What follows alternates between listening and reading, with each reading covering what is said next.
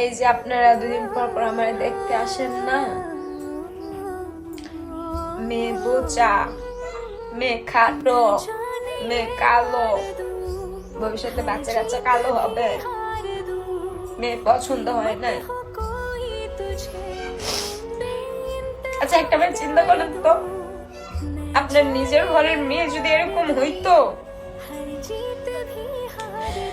তাহলে যদি কেউ রিজেক্ট করতো তখন কেমন লাগতো আপনাদের?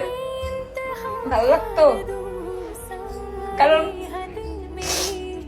আমাদের তো আমাদের বাপ মা তো আমাদের সৃষ্টি করছে না, আমাদের তো আর আল্লাহ সৃষ্টি করে নাই, নিজের বাবা মা সৃষ্টি করছে। আর আপনাদের মেয়েদের তো উপর আল্লাহ সৃষ্টি করে পাঠাইছে।